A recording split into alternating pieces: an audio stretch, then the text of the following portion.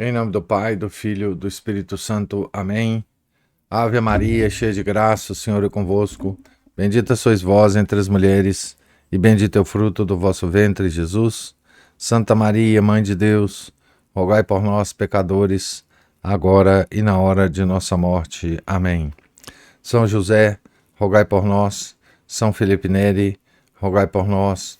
Nossa Senhora de Fátima, rogai por nós. Em nome do Pai, do Filho, do Espírito Santo. Amém. Bom dia a todos.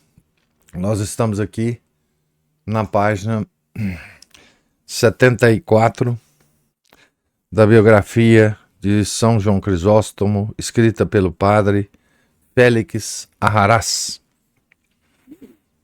Estamos agora a ver a luta de São João Crisóstomo contra o arianismo, não? Que se espalhava tanto no Ocidente quanto no Oriente, né? O cristianismo gozava das honras de religião oficial desde o decreto de Milão, promulgado em 313 por Constantino, mas a sua doutrina ainda distava muito de ser acatada por todos. 1000 filosofias, cada qual mais disparatada, procuravam abrir caminho à força de um pertinaz proselitismo, e a própria igreja estava dividida entre seitas e heresias. A mais difundida era o arianismo, que já mencionamos. João teve de enfrentá-lo diversas vezes, como vemos pelas homilias contra os anameus e pelas que dedicou às provas da divindade de Jesus Cristo. O arianismo atacava, então, a divindade de Jesus Cristo, afirmava que Jesus não era Deus, mas uma criação de Deus. Então, veja que a igreja não era atacada apenas pelo arianismo, né? Uma frase muito interessante aqui, que o padre Félix tem aqui no livro, né? A igreja estava dividida entre seitas e heresias. Então, lá no distante, né? Nesse distante século, né? De São João Crisóstomo, né? Para alcançar êxito nesse combate, não bastava que erguesse a voz e lançasse mão das armas da dialética. Era necessário fomentar a piedade popular. O imperador Teodósio tinha promulgado leis severas proibindo os arianos que celebrassem o seu culto dentro dos muros de qualquer cidade do império. Os mais astutos, porém, descobriram meios de burlar a lei, mantendo as aparências. Passaram a reunir-se em determinados pontos da capital, sob o pretexto de organizarem uma procissão e encaminharem-se para a sua igreja, situada fora dos muros. Como faziam questão de chegar lá só de manhã, essas procissões percorriam as ruas da cidade à noite, com cânticos em que iam proclamando as suas doutrinas. Essa liturgia notívaga atraía, como é evidente, um tropel imenso de curiosos e constituía uma propaganda danosa. Veja que coisa mais curiosa, né? Essas estratégias de burlar, né? Mesmo as leis do poder temporal, né? Que estava a favor da igreja nessa época. O imperador, fiel aos métodos legados pelo seu pai, quis proibir também essas manifestações mediante o consagrado método tradicional, a força. Mas João opôs-se, preferindo organizar vigílias e procissões com os católicos. Encabeçava-as a própria imperatriz, que, inteiramente vestida de negro e com diadema à cabeça, levava o seu círio aceso em fraterna igualdade com os escravos e a gente do povo. Pelo menos nos primeiros tempos, quando ainda não havia esfriado o seu devoto fervor por aquele santo e original bispo. Os arianos não gostaram da concorrência. Eclodiram tumultos e conflitos nos quais correu sangue. Mas a lei arrochou mais as proibições e, por fim, tiveram de ceder. O resultado foi que as reuniões noturnas de oração, promovidas por João, ganharam vida, espalhando por toda a cidade um suave perfume de piedade e afastando multidões inteiras dos teatros e do circo. Então, os arianos, por mais que parecessem, piedosos, eram uma piedade falsa. Né? E o que São João queria é que a piedade verdadeira vencesse essa piedade falsa dos arianos, né? Com essas procissões noturnas, para que eles chegassem à igreja, que estava necessariamente fora dos muros da cidade, porque dentro dos muros da cidade os arianos não podiam ter igreja, né? Além de impulsionar os objetivos que já mencionamos, João foi também no púlpito, o grande campeão da moral cristã. O seu labor foi imenso, e basta folhearmos as suas obras para nos convencermos disso.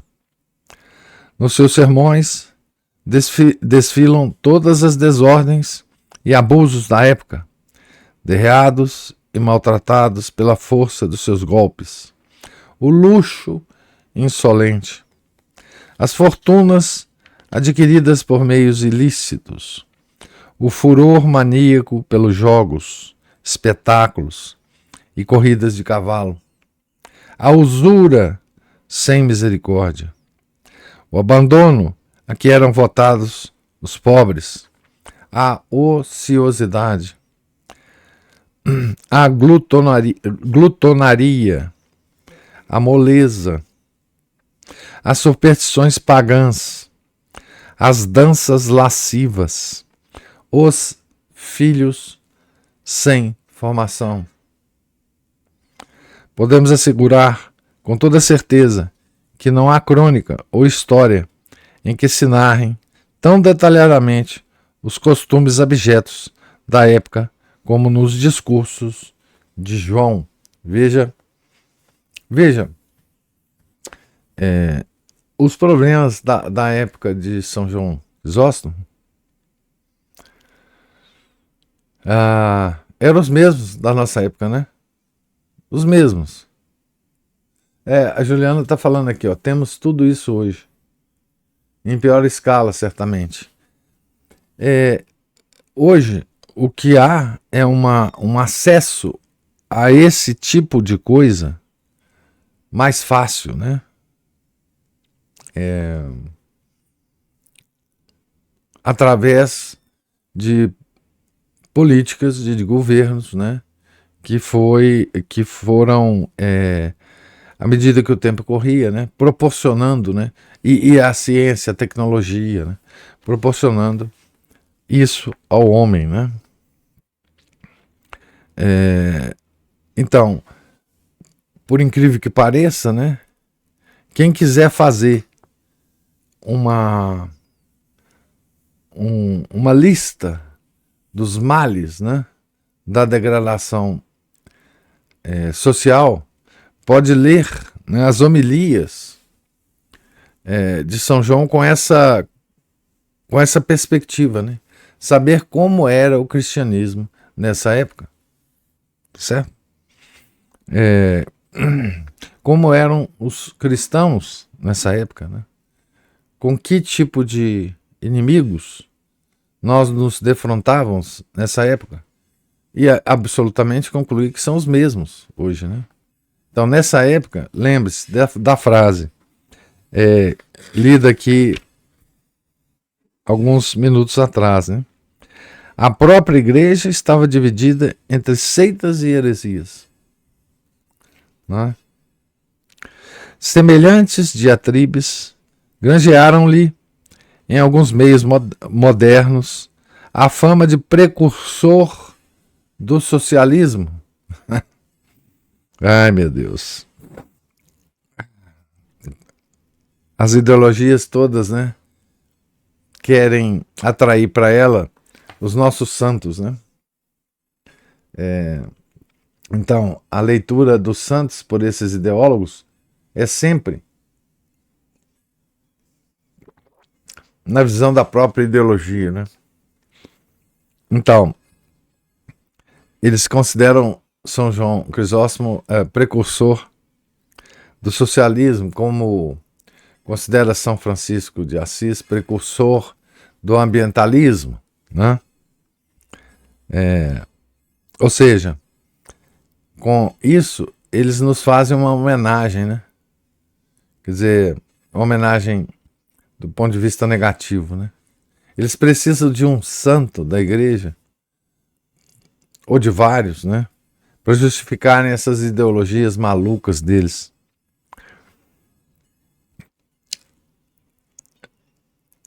Em apoio dessa tese, bom, então a tese de que São João era precursor do socialismo, né?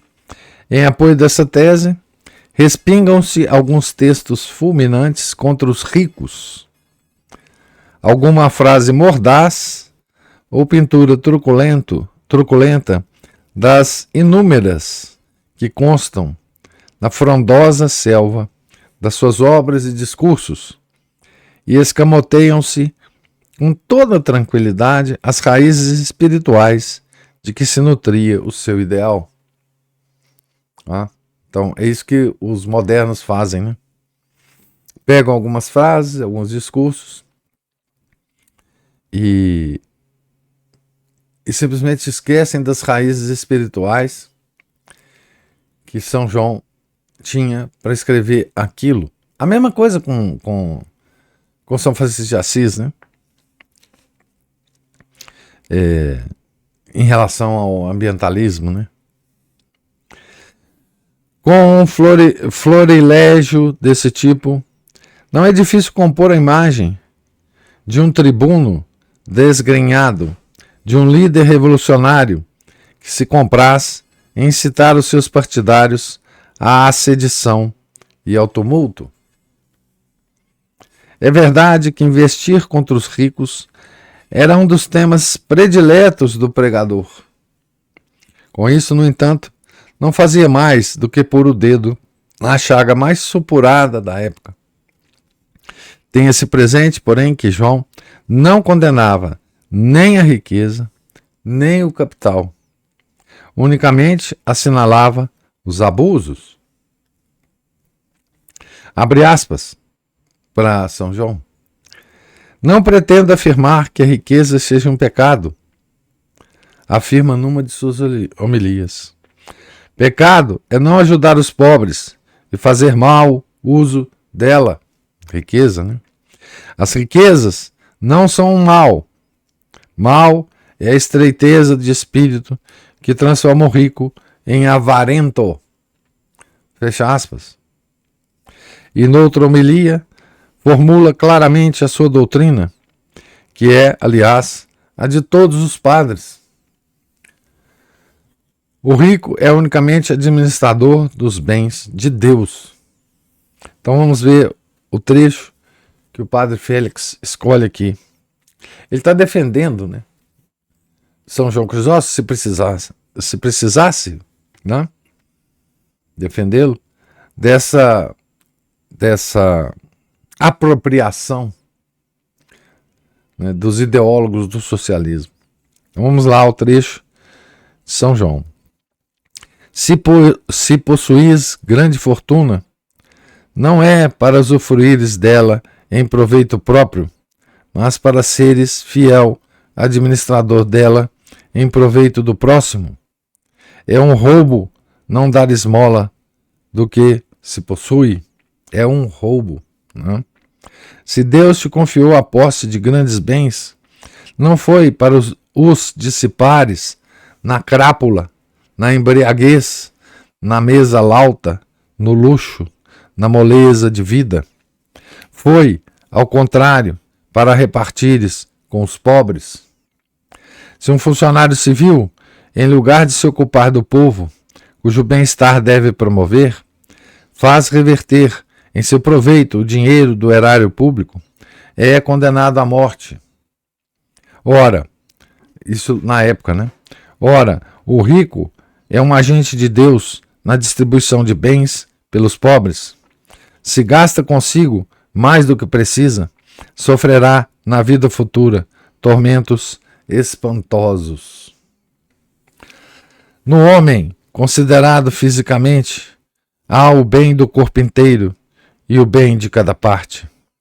Se uma parte se arrogasse todo o proveito, arruinar-se-ia a si e arruinaria o todo. Algo de semelhante se dá com o uso das riquezas. Poderá o estômago dizer: já que sou eu que recebo os alimentos, conservá-los-ei para mim. Que ninguém use semelhante linguagem a propósito das riquezas. O dever de quem recebe é distribuir. O estômago seria perverso se pretendesse conservar todos os alimentos sem nada repartir. De igual sorte, seria uma ignomínia da parte dos ricos, ignomínia que os perderia ao mesmo tempo que ao próximo, sem querer reter para si tudo o que tem. Fecha aspas. Então, aqui fica muito claro, né, o que move, né, São João Crisóstomo, né? Além disso, aqui fecha aspas para São João, né? Além disso, os abusos sociais que tinha diante dos olhos convidavam efetivamente a empunhar o látego. As comparações são odiosas e facilmente induzem em erro. Mesmo assim, porém, atrevemo-nos a afirmar que os abusos do nosso tempo, que não são pequenos, não têm, apesar de tudo, a cínica crueza daquela época. Não faltavam entre os grandes senhores de então, entre os próceres e os altos funcionários, homens que até a véspera tinham sido escravos, presidiários, atores ambulantes, pequenos comerciantes, e a sua maravilhosa metamorfose realizara-se graças a uma fortuna conquistada mediante a delação e a usura. Nós já falamos aqui, né, que a delação, nessa época, a gente sabe disso por causa da delação dos cristãos, né, rendia ao delator uma parte, né, dos bens do delatado, né? Então, uma forma de você ganhar uma fortuna da noite para o dia é você delatar alguém muito rico de um crime que será punido, né? Ou pela pena de morte, ou por prisões muito longas, ou por desterro, né? E esse patrimônio desse indivíduo, então, volta para o Estado, e o Estado, então, premia o delator, né? Então é isso que ele está dizendo aqui. Muitos dos grandes patrimônios de hoje acodem ao expediente das fundações beneficentes, das obras culturais ou instituições de misericórdia, às vezes para expiar algum remorso íntimo, outras por genuíno espírito cristão. Padre Félix está falando da época dele, né? Século passado. Naqueles tempos, não se dava o caso de algum rico sentir essa bela preocupação, e toda a riqueza se dedicava ao luxo e ao prazer. Nós não podemos falar isso hoje, né? Nesse nosso século XXI. Hoje, não custa pouco trabalho manter ou aumentar um nível elevado de riqueza. Um multimilionário é uma máquina de calcular em permanente funcionamento, e não raras vezes a sua vida dista muito de correr numa beatífica ociosidade. Mas naqueles tempos o opulento estava à letra, perpetuamente sentado à mesa dos banquetes. Isso é verdade, o que o padre Félix fala, né? Das grandes fortunas criadas pelo trabalho, né? Mas ele esquece muita coisa aqui, né? Ele esquece muita coisa. Talvez porque ele quer resumir alguma coisa aqui, né? Mas toda a grande riqueza, por exemplo, dos pioneiros do capitalismo, né? Que começou na Inglaterra, ela veio do espólio da Igreja Católica, né? Todo o início do capitalismo na Inglaterra, ela veio simplesmente do roubo das coisas dos mosteiros, das igrejas católicas, feitas por Henrique VIII e seus sucessores, né? Então há muita riqueza ainda hoje proveniente desse butim, né? Mas sigamos aqui com o nosso autor. E que alardes de ostentação.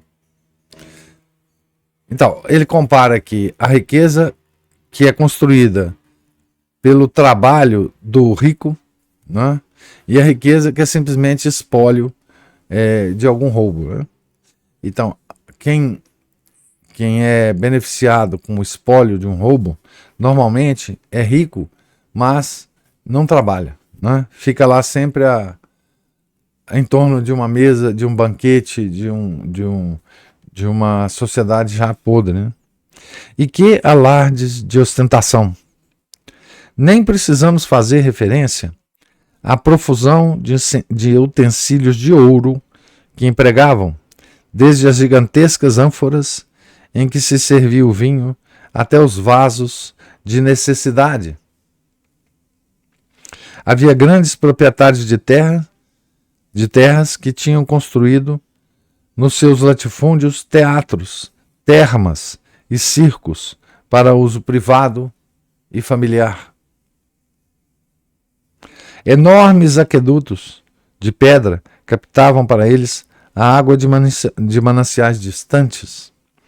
Mantinham, às vezes, milhares de escravos e, se queriam dar-se ares de protetores das ciências e das letras, não faltava algum declamador ou filósofo que lhes recitasse versos de Homero ou páginas de Platão em troca de um prato de comida. Semelhante vida mole e crapulosa estava, além disso, baseada na ociosidade mais desfibrante. O exemplo vindo de cima, o desestímulo ao trabalho e a iniciativa privada, criado pelo monopólio estatal absoluto, a concorrência do labor servil, do trabalho dos escravos, né? Tudo isso foi gerando uma zona de miséria e de desemprego em que vastas multidões se contentavam com receber a sua ração diária de pão da beneficência pública e com matar o tempo restante do modo que podiam. A degradação a que semelhante sistema conduzia é indescritível. Esta breve apresentação da sociedade bizantina não justifica a acesa indignação de Crisóstomo. Coisa interessante aqui que ele fala, né? Esse sistema, ele tem muita semelhança com o sistema para o qual nós estamos, talvez, caminhando, né? Essa beneficência pública do pão, a ração diária do pão, né? Ela foi implantada pouco a pouco no mundo, com uma ideia muito perversa, com uma aparência de caridade, que foi o tal estado de bem-estar social. Tá? Essa praga que está evoluindo, né? Rapidamente, mas essa coisa do Estado concentrar todos os recursos financeiros de uma comunidade e depois repartir um pouquinho desse grande bloco de dinheiro para como benefícios à população, né? Ao invés de deixar que o habitante desse estado, né, se beneficie a si mesmo com o seu próprio esforço. Então o cara faz o esforço, paga o imposto grande, tá certo? E depois o Estado pega e reparte esse recurso, muito pouco desse recurso, para os tais pobres e beneficiados, né? Através de sistema de saúde público, através de todos os sistemas públicos de qualquer coisa que não funcionam normalmente. Então esse estado de bem-estar social é um pouco essa coisa da beneficência pública, né? E hoje essa coisa evoluiu para um negócio chamado... Como é que chama o negócio? Renda mínima universal, né? Eles estão maquinando, né? Que vai existir uma renda mínima universal para todos os habitantes do planeta Terra. Isso não vai dar certo de jeito nenhum, mas vai dar muita pano para manga. Um estado de bem-estar social mundial, né? Então, o que existia na antiguidade era alguma coisa que não era sistema ainda. O que existe hoje é uma coisa mais sistematizada, né? Mas todas as tendências já estavam lá expostas, né? A degradação a que semelhante sistema conduzia é indescritível, né?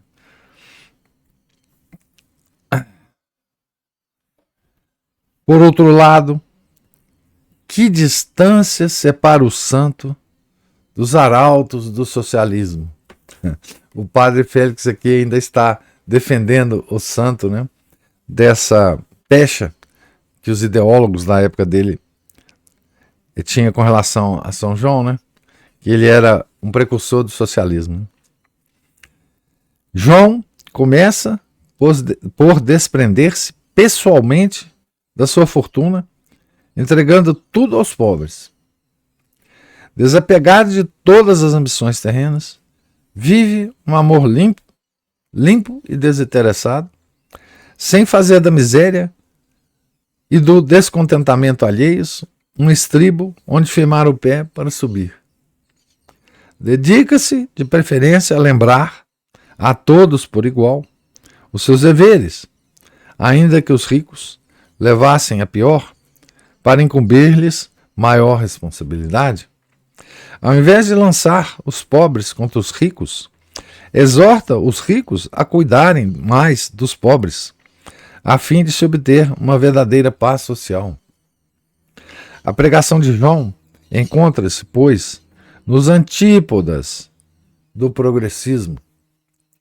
Vibra em toda ela a renúncia espiritual, o canto lírico da esperança cristã, a exaltação dos bens do céu que ultrapassam todas as fantasias, a briosa exortação à renúncia e a gozosa aceitação da cruz na vida e nos deveres próprios. Toda a sua obra transborda de energia moral, do dinamismo, da virtude. Não é possível penetrarmos a fundo nela sem vermos inflamar-se a nossa caridade para com os desgraçados, crescer o amor à pureza, desenvolver-se uma fortaleza estoica diante da adversidade. Em resumo, sem reconhecermos que é no cristianismo que reside o único segredo capaz de dignificar e unir a sociedade humana. Terá João alcançado seus objetivos, pelo menos com a magnitude com que os havia concebido? Isso já é outra questão. Os bens que resultaram do seu apostolado foram sem dúvida imensos. O núcleo cristão tornou-se mais fervoroso. Muitíssimos infiéis e dissidentes voltaram ao redil. A luz que então se acendeu em Bizâncio brilha até os nossos dias. Mas, se o seu sonho ambicioso de reformar a sociedade inteira não teve continuidade, foi porque semelhante empresa ultrapassava as forças de um só homem. João deu forma a um ideal e traçou o caminho, mas cabia a outros a tarefa de converter os seus ensinamentos na carne e no sangue da sociedade.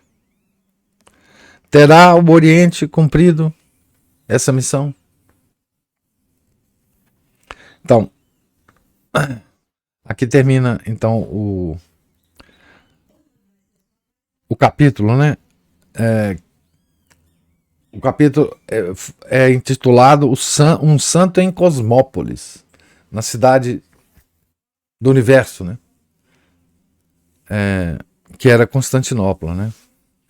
E do que o que era essa cidade socialmente, né? Quer dizer, o que era o povo dessa cidade e o que era os poderosos dessa cidade, né? Então nós encontramos aqui figuras, né?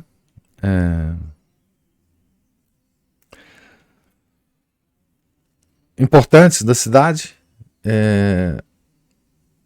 e típicas da cidade, né? E encontramos então João na sua diocese, né?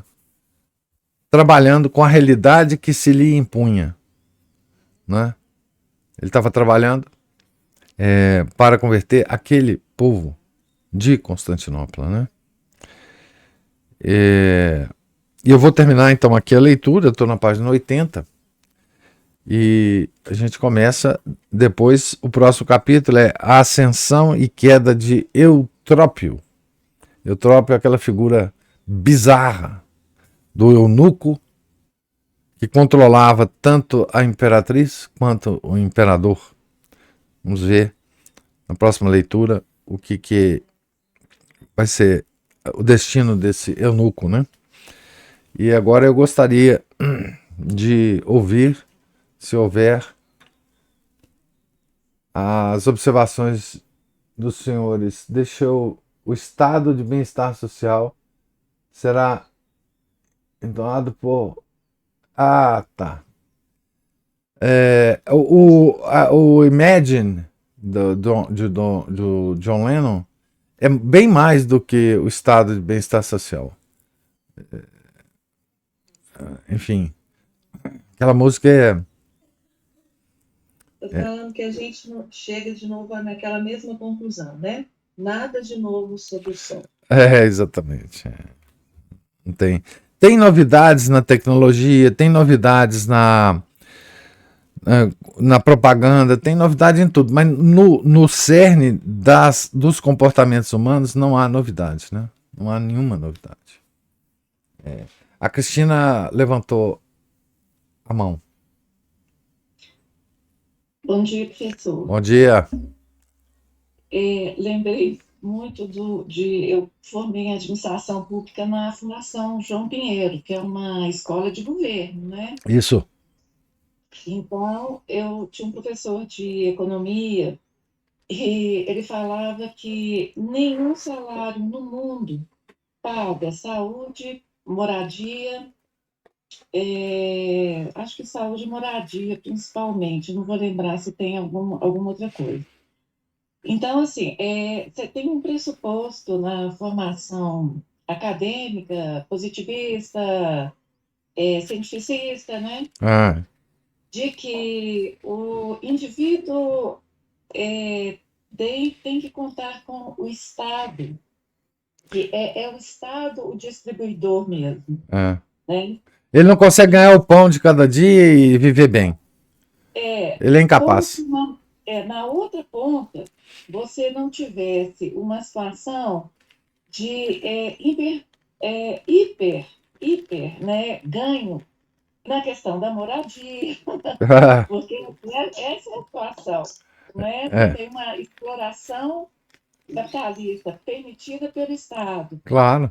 Esses bens, né, que são os bens que o pobre coitado nunca vai conseguir comprar com seu salário, né, que pagar o médico para ter saúde, pagar o hospital, ter a casa própria, porque há uma exploração econômica virulenta e de material e de tudo mais. Que vem E do próprio aí, governo, né? do Essa próprio governo, exploração vem do próprio governo. o governo regulamenta quem vai ganhar, É, quem vai ganhar.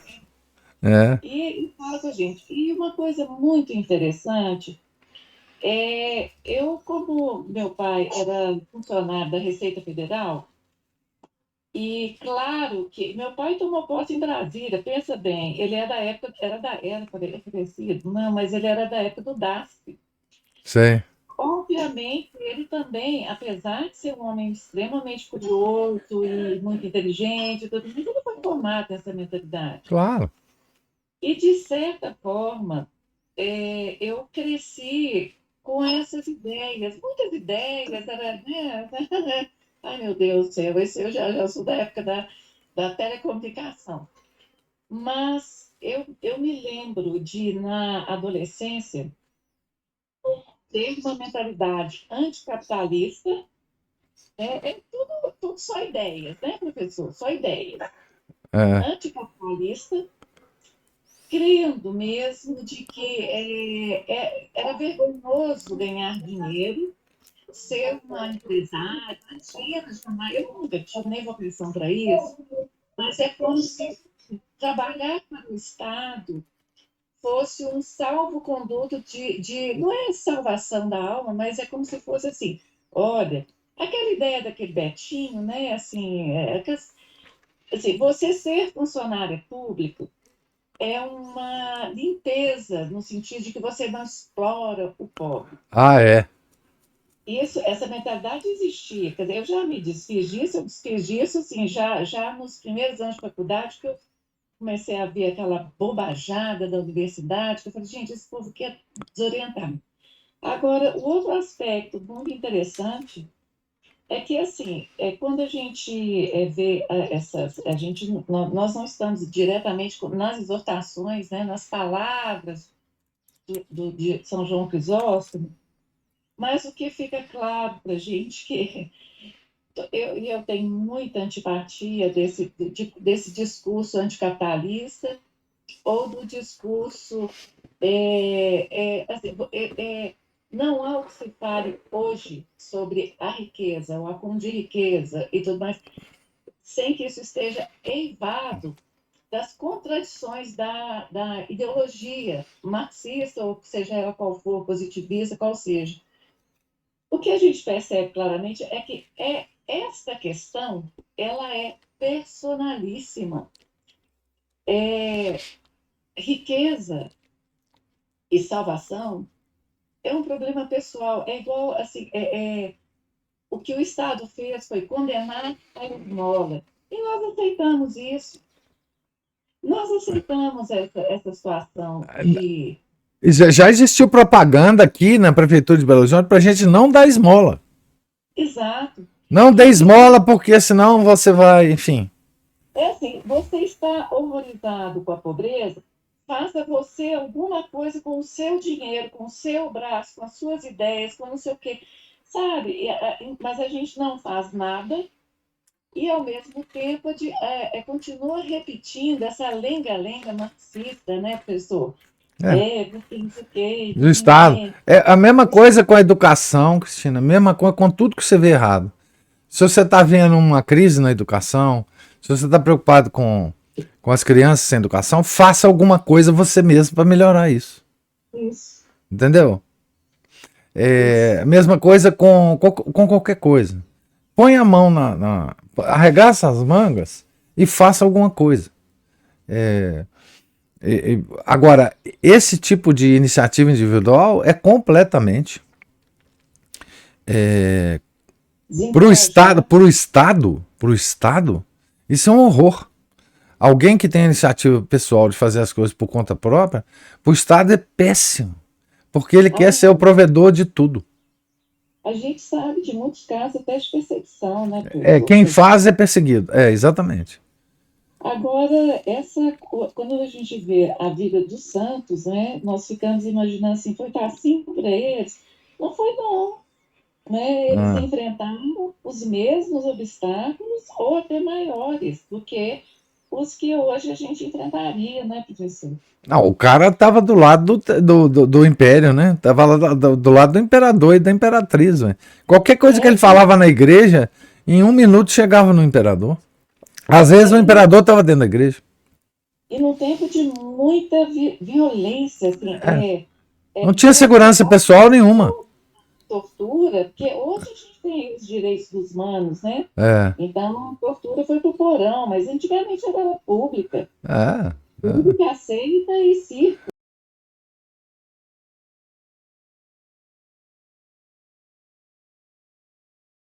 A gente não deve dar esmola.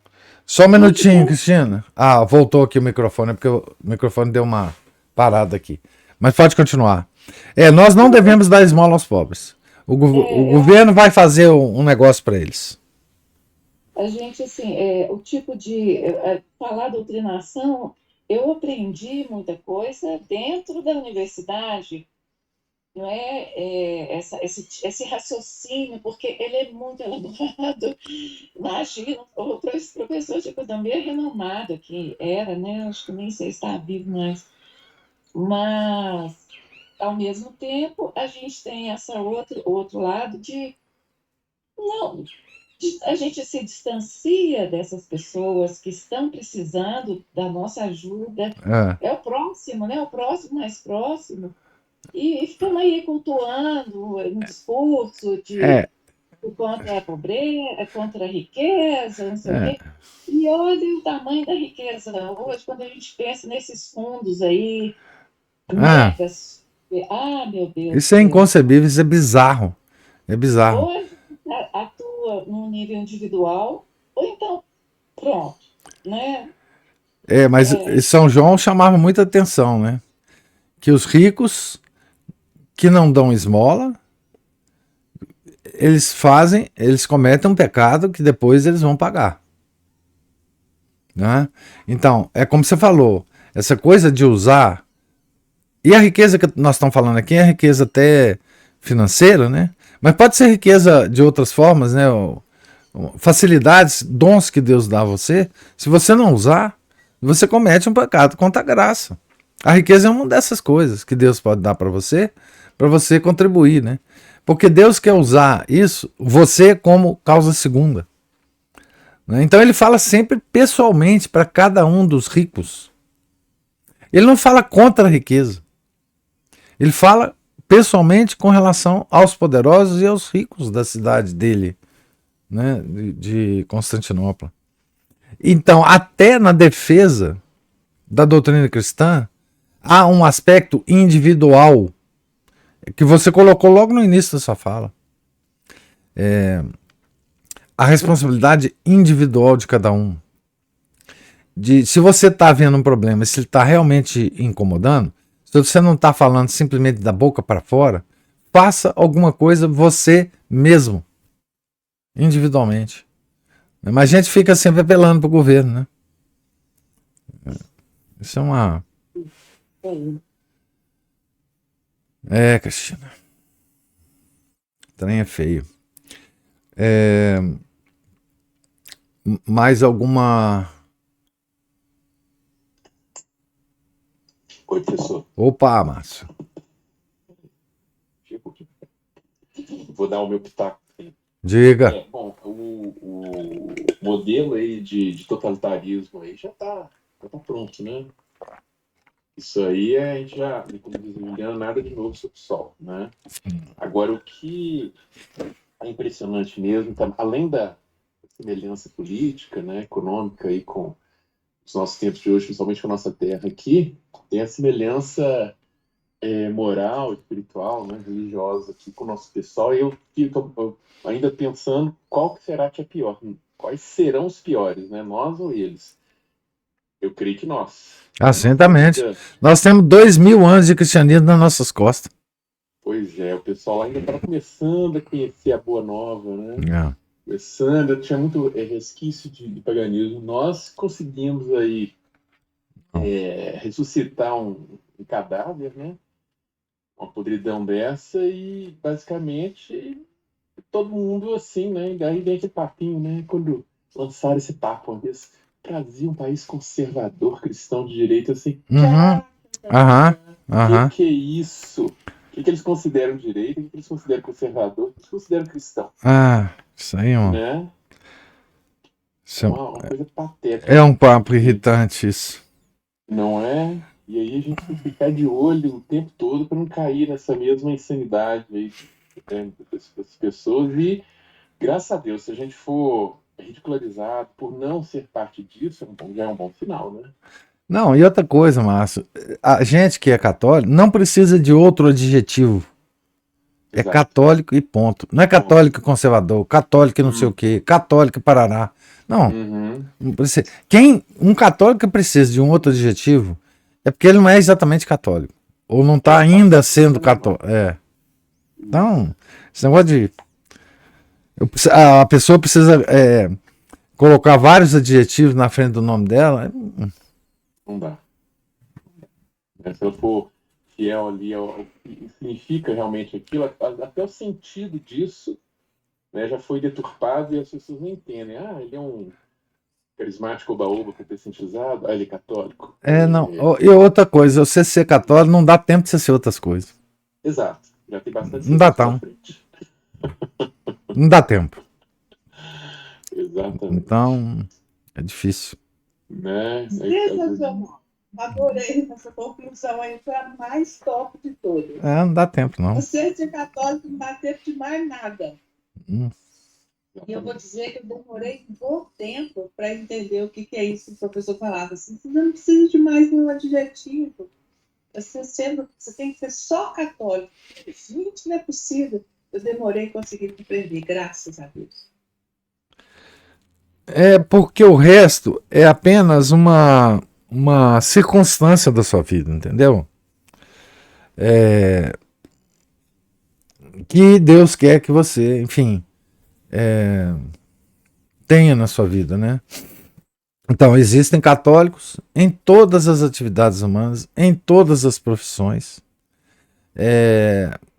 em todos os lugares da Terra, mas o central é que ele é católico, né? Então, ele é católico empresário, é católico professor, é católico lixeiro, é católico escravo, é católico, enfim, hoje ainda, né? Mas a caracterização é que ele é católico, né? Então, assim, não tem outra coisa para ser no mundo, né? Ele está no mundo, portanto, ele é alguma coisa. Mas, enfim, e nós somos isso, somos católicos e mais alguma coisa, né? eu não sei se a Cristina levantou a mão agora ou se a mãozinha dela já estava levantada. Vou baixar, pessoal. Eu levantei. Tá, não, tá bom, tá. Mas, bom, então é isso. Alguma outra observação da leitura de hoje? Eu só queria falar o seguinte, professor. O senhor e a Cristina falaram a respeito de esmola, né, deram esse exemplo, mas, de novo, se a gente pensar, entra aí o nosso conforto. É muito mais confortável a gente deixar para o governo, deixar para terceiros, né, tomar essas providências do que nós mesmos colocarmos a mão na massa. Óbvio. Então, é mais alguma coisa para a gente pensar. E a outra coisa que eu queria dizer é o seguinte, lendo, né, São João Crisóstomo e o Marx que critica tanto, né, os tomistas de padaria, de escadaria de igreja, eu fico pensando que as pessoas, nós somos frutos mesmo, fruto do tempo que a gente vive. E a gente foi criar, pelo menos quando que eu ia saber de São João Crisóstomo, o que é a patrística? Foi uma catequese péssima, não havia instrução na igreja, aula de religião no colégio, eu nem lembro o que era, professor. Eu tinha, né? Porque eu estudei em um colégio dito católico, então assim, tinha aula de religião, mas... E a gente vê agora, né? O povo enaltece muito Santo Tomás de Aquino, e não sem razão, mas Santo Tomás é para pouco dinheiro, eu acredito, sabe? Porque a gente precisa de uma longa caminhada para entender o que Santo Tomás está dizendo ali na Suma Teológica. A linguagem é mais difícil. Quando você lê um São João Crisóstomo, né, eu peguei um livro dele aqui para ler, que eu lembrei que eu tinha comprado há uns anos atrás, um livro fininho. Fala da vanglória e da educação dos filhos. Tem um verdinho da coleção da Patrística também dele. Da Paulus. São três volumes. São 3 volumes. Falando, eu comprei. Comentário às cartas de São Paulo. Isso é uma coisa. 1, 2 e 3. Isso é uma coisa absolutamente extraordinária. Pois é, e assim, e quem que fala disso para os católicos? Quem que leva essas pessoas a conhecer esses autores? Não é? Que padre que faz uma homilia baseado nas homilias de São João Crisóstomo? Porque você não precisava falar disso, mas pelo menos o padre estudar e passar para nós um pouco desse espírito de São João Crisóstomo. Ninguém. O professor, outro detalhe interessante é a gente pensar que hoje fala muito em imaginação literária e autocultura, e esse pessoal vai lá na Ilíada, Odisseia, tarará, tarará, só que eles esquecem, ou não sabem, ou pulam isso, o fato de que toda essa nossa racionalidade que foi buscada nos gregos foi magistralmente tratada literariamente pelos padres da igreja. Esse é o exemplo de São João Crisóstomo. Então, assim, toda a analogia, o discurso, toda a retórica cristã do início do século, isso a gente está careca de saber, né? Nós somos careca, porque os 3 pilares, né? O direito romano, a filosofia grega, mas como? Assim, a filosofia grega, como? Filtrada pela patrística. Pela patrística e de forma literária. Literária, esses caras eram grandes literatos.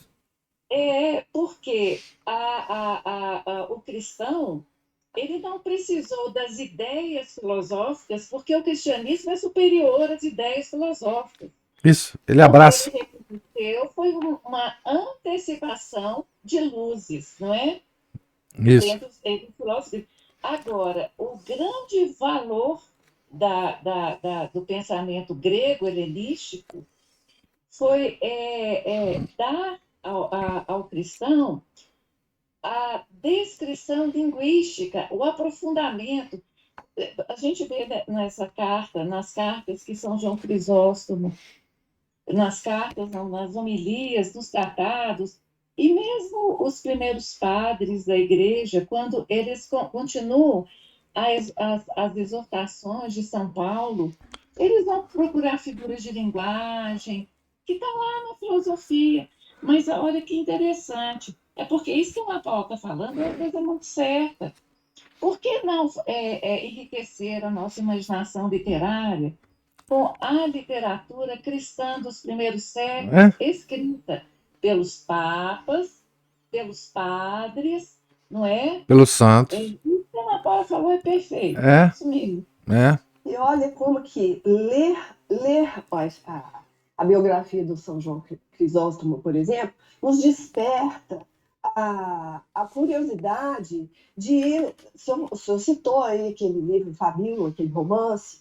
Isso nos desperta a curiosidade de saber como era Roma naquela época, como eram aqueles tempos. E aí o que acontece?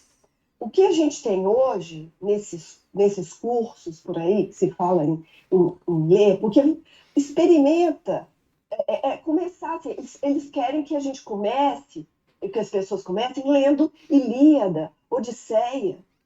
Tenta, as pessoas que estão aí acostumadas a no máximo ler um post bem rapidinho, texto bem curtinho, 5 linhas, no Instagram, no Telegram, vê se essas pessoas elas vão dar conta de ler livros clássicos desse jeito. Elas desanimam. Então isso sempre fica na mão de uns iluminados. Isso sempre fica restrito a um nicho muito pequeno e a coisa não vai disseminando. Não. E é o que a Cristina fala. Nós temos no tesouro da igreja material mais que suficiente para absorvermos todas essas, para criarmos todo esse imaginário, eu detesto essa palavra, que nós precisamos ter na nossa mente, né? Enfim, não existe nada, nenhum projeto humano maior, mais completo, mais extraordinário que a patrística latina e grega. Nada mais. A patrística latina e grega, ela, aliás, é a fonte, inclusive, né, do grande São Tomás de Aquino, né? Então, aquilo é um monumento, né? E São João Crisóstomo participa disso, né? Um monumento literário, filosófico, teológico, de uma monta, assim, que a gente não faz ideia, né? Agora, tô dizendo assim, ali tem material para você basear milhares de cursos literários, de formação literária, em todas as épocas, em todo o lugar do mundo, tá certo? É um manancial de estudo linguístico, de aprendizado da língua tanto latina quanto grega, não é? É uma coisa assim, absolutamente, não, assim, não é que a gente está proibindo as pessoas de lerem a Odisseia e Ilíada. Não, é que o católico, como a gente tem mais coisa para fazer, nós podemos absorver tudo o que possa existir, né, na literatura grega pré-cristã, lendo os padres da igreja. E tudo que veio depois, nós podemos absorver lendo os padres da igreja. Não há nada que nós deixaríamos de absorver lendo os padres da igreja, ao invés, né, por exemplo, de ler Dostoiévski, eu sei que a Cristina não gosta dele, mas lê qualquer outra coisa, lê Chesterton. É preferível ler a patrística, tá certo? Porque lá está tudo, né? A Cristina levantou a mão, agora eu vi ela levantar. Não, professor, é porque eu acho que eu fui tão enfática, né? Eu não estou também, porque você falou assim, não estou dizendo que eu não leio Líder, etc. Também não. Não, eu sei, eu entendi. Só que essa literatura, para um católico, ela só tem relevância se, em continuidade, nós adentrarmos na literatura da patrística, analisando ela também de forma literária, assim, e isso é praticamente pulado, assim, a gente não escuta falar, ninguém fala, ninguém se dá ao trabalho. Fica uma lacuna que é assim, os 3 pilares da civilização, não é?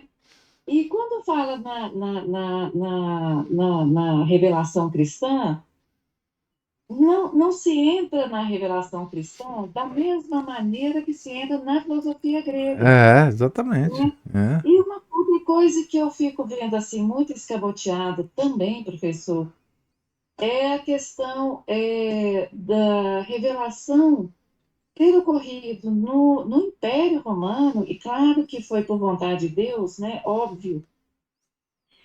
E o traço do Império Romano, que também surge ali nos primórdios da organização da igreja, né, que a igreja vai abstraindo da ideia, não só da Pax Romana, mas de toda a estrutura imperial para formar as fileiras, porque eu falo assim, essa idiotice protestante, desigrejada, que acha que a religião se fixa no mundo, na cabeça das pessoas. A religião espiritual, né? Outra raiva que dá também é quando você vê assim, essa luta dos padres da igreja contra arianismo, contra essas. Só veja bem, uma sociedade sendo formada, o São João Crisóstomo exortando uma comunidade a uma atitude cristã, e os católicos fizeram isso até a morte, até o martírio. Para você encontrar protestante hoje falando que isso não tem a mais mínima importância, quer dizer, simplesmente não teria chegado até nós. Agora, só que eu lembrei também de outra coisa, eu vou terminar. Esse texto chega ao final como uma pergunta, né? Uhum. Será que São João Crisóstomo... Eu de cara pensei assim, não, ele não conseguiu, porque senão a civilização, nós não estaríamos na civilização ocidental, mas na oriental. Quer dizer, foi o Ocidente que abraçou, sim, a ideia cristã na própria vida, vivendo na própria carne. Porque se o Oriente tivesse curvado o joelho,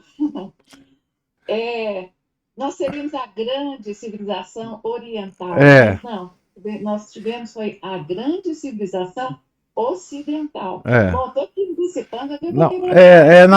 Não, mas o Oriente teve seus problemas, né, depois, por isso que não continuou.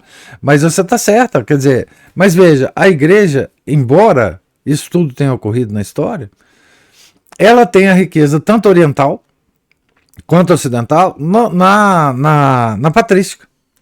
E porque a patrística é um segredo muito bem guardado da igreja e que ninguém fala sobre ela, desse monumento.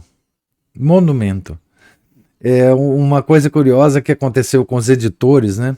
Porque existiram 2 caras, que agora não me lembro mais o nome, no final do século XIX, eram editores de livros e eles davam muita importância à patrística e eles queriam fazer a tradução de todas as obras da patrística para o francês, né? E tornar público essa grande obra, né? E conseguiram. Só que eles quebraram. Eles conseguiram fazer isso, mas o custo foi tão grande que eles quebraram. Essa obra que a gente tem da Paulus hoje é uma tradução. Eu nem sei se a Paulus traduziu acabou traduzindo, porque há uns 10 anos atrás não tinha todos os livros, enfim. Não sei se ela acabou traduzindo todos os livros da edição Minhe, né, os irmãos Minhe.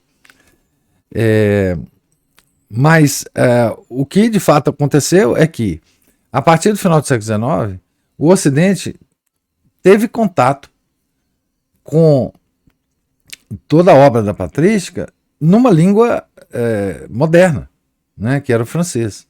Antes tinha grego, antigo e latim, né? Obviamente tinha acesso através das pessoas que conheciam essas línguas. Mas a partir do final do século XIX, nós tínhamos uma língua moderna, né? Toda a coleção da patrística. E hoje nós temos boa parte dela, inclusive em português, mal traduzido ou não, eu não sei. Alguns falam que é muito mal traduzido, porque também foi traduzido do francês, não foi da língua original, nem o latim ou o grego, mas nós temos hoje esse manancial, né, e não existe ninguém que fala hoje publicamente, né, que, por exemplo, defenda o uso da patrística para o aprendizado, enfim, de alguma coisa, de literatura, de língua, enfim, né? O que é uma pena, porque assim, o que mostra, o que você falou, Cristina, é que a gente dá muito mais hoje, culturalmente, né? Muito mais valor aos gregos, os pagãos gregos, do alto paganismo, né? Do que os padres da igreja que se defrontaram com todos esses problemas, tinham a bagagem de toda a filosofia grega, a usava quando precisava, né? A usavam quando precisava, mas nós simplesmente esquecemos, existe um hiato, né? A patrística grega, ela por ser também muito grande, né? Uma pessoa, para ter um conhecimento dessa coisa, é uma erudição incrível, porque a quantidade de obra que tem dos padres da igreja é impressionante. Mas nem sequer histórias, né? Ou partes de livro, ou parte de homilia. Pessoas. Existe um ou outro na patrística que se eleva, obviamente, né? Um Santo Agostinho, as pessoas conhecem mais, até São João Crisóstomo é muito conhecido, mas o resto está lá, né? Como arquivo, que é uma pena muito grande.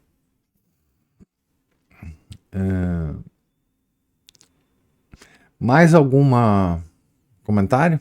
Mais alguma observação? Então, Deus lhes pague a presença, a paciência, os comentários, observações. Tenham todos um santo dia. Fiquem com Deus. Em nome do Pai, do Filho e do Espírito Santo. Amém.